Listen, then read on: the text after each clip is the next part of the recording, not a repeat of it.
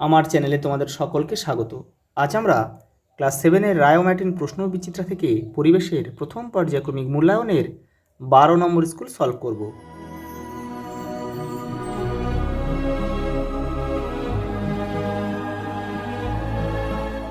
দেখো প্রথম প্রশ্ন, দেখো সেলসিয়াস ও ফারেনহাইট স্কেলের মধ্যে সম্পর্ক হলো, দেখো এখানে আমাদের যে অপশান তিনটে রয়েছে এর মধ্যে কিন্তু আমাদের বিয়েরটা উত্তর হবে।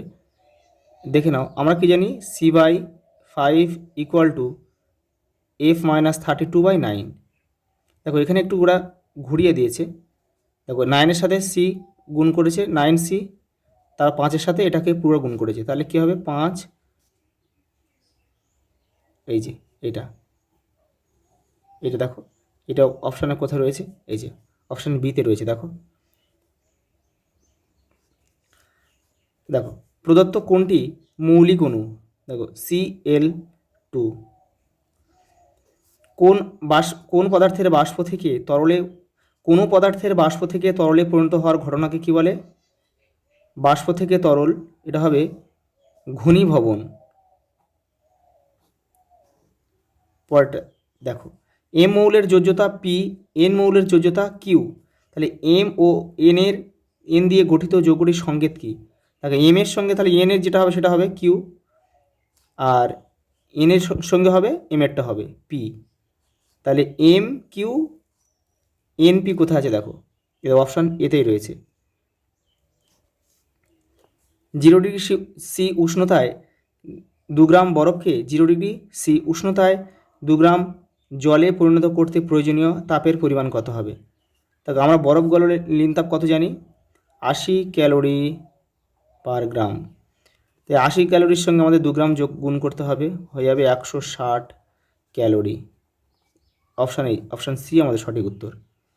পরেরটা দেখো, সালফেট মূলকের সংকেত কী? অপশান সি আমাদের সঠিক উত্তর। ক্যালোরি যে ভৌত রাশির একক তা হলো তাপ। ফেরিক যৌগে আয়রনের যোজ্যতা কত? 3। দেখো লিন তাপের একক কি? ক্যালোরি পার গ্রাম লিখতে পারো তোমরা, অথবা জুল পার কেজি লিখতে পারো। পরেরটা দেখো, শূন্যস্থান পূরণ করো। একটি নিউট্রনবিহীন পরমাণুর নাম হচ্ছে কি? হাইড্রোজেন।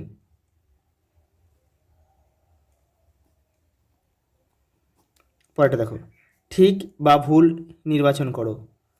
একটা সমীকরণ দিয়েছে, এই বিক্রিয়াটি প্রত্যক্ষ সংযোগ বিক্রিয়া, এটা ভুল হবে। কারণ কি?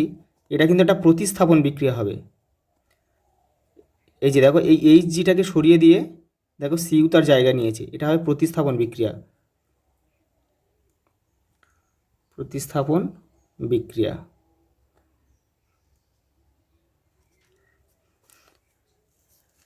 পরেরটা দেখো, শূন্যস্থান পূরণ করো। ফারেনহাইট স্কেলের 1 সংখ্যক ঘর সমান সমান সেলসিয়াস স্কেলের 5/9 সংখ্যক ঘর।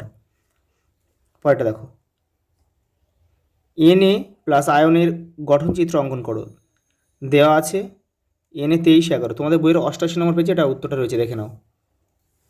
দেখো এই যে এই চিত্রটা আঁকলেই তোমাদের হয়ে যাবে।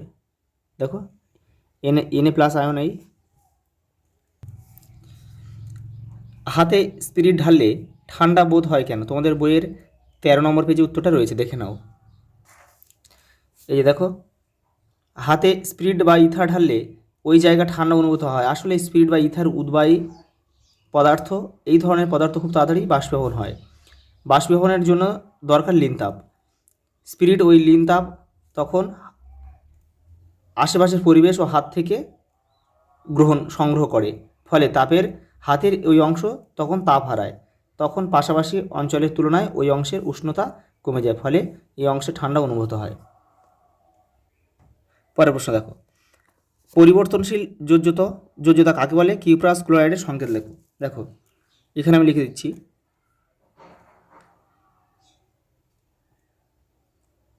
কিছু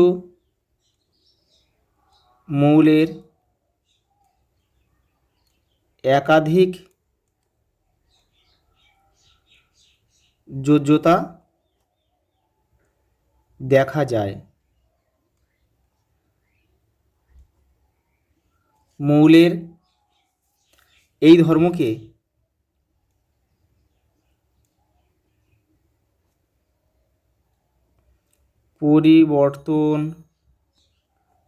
পরিবর্তনশীল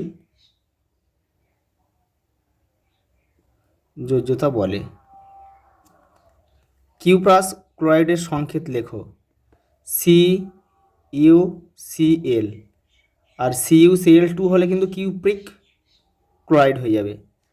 দেখো, বাষ্পায়ন ও স্ফুটনের মধ্যে দুটি পার্থক্য লেখো, দেখে নাও। বাষ্পায়ন যে কোনো তাপমাত্রায় ঘটে, কিন্তু স্ফুটন একটি নির্দিষ্ট তাপমাত্রায় বা স্ফুটনাঙ্কে ঘটে। বাষ্পায়ন শুধুমাত্র তরলের উপরিতলে ঘটে, কিন্তু স্ফুটন তরলের সমগ্র অংশ জুড়ে ঘটে। পোড়া চুনে জল যোগ করলে কি হয়? রাসায়নিক সমীকরণ সহ লেখো, দেখে নাও। দেখো, পোড়া চুনে জল যোগ করলে কিন্তু কলিচুন উৎপন্ন হয়। কলিচুনের রাসায়নিক নাম হচ্ছে ক্যালসিয়াম হাইড্রোক্সাইড। দেখো, পাথর চুনের সংকেত কি? CaO, আর হাইড্রোজেন মানে জল যোগ করলে H2O মানে জল যোগ করলে কী হয়? দেখো, CaOH2 মানে কলিচুন। এটা হচ্ছে কলিচুনের সংকেত। দেখো, লাইফ সায়েন্স দিয়েছে, শূন্যস্থান পূরণ করো। ফ্যাটের দ্রাব্য একটি ভিটামিনের নাম লেখো। A লিখতে পারো, D লিখতে পারো, E লিখতে পারো, K লিখতে পারো। দেখো, সঠিক উত্তরটি নির্বাচন করো। চুল ও নখে যে প্রোটিন থাকে সেটা হচ্ছে কেরাটিন প্রোটিন থাকে। আর কোলাজেন, এগুলো একটু দেখে নাও। কোলাজেন কোথায় থাকে? এটা হচ্ছে অস্থি আর লিগামেন্টে। অস্থি আর লিগামেন্ট।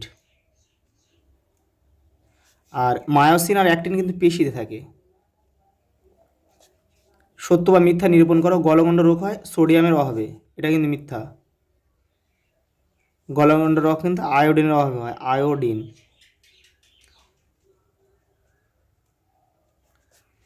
মোমো চাউমিনে কোন বিষাক্ত পদার্থ মেশানো হয়? আজিনামোটো।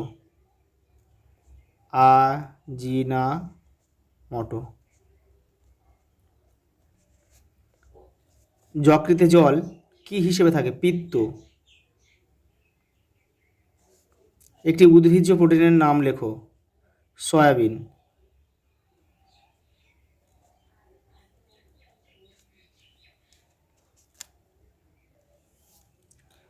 মানবদেহে লিপিডের ভূমিকা লেখো। তোমাদের বইয়ের 153 নম্বর পেজে দেখো উত্তরটা রয়েছে। এই যে এখান থেকে তোমরা লিখবে, লিপিড মানুষের দেহে শক্তির উৎসরূপে কাজ করে। এখান থেকে তোমরা পুরো এই পর্যন্ত লিখবে।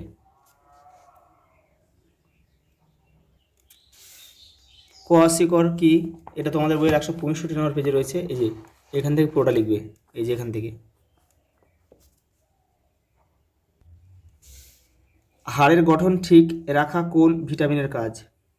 Vitamin D. আর মানুষের লোহিত রক্তকণিকায় কোন প্রোটিন থাকে? হিমোগ্লোবিন।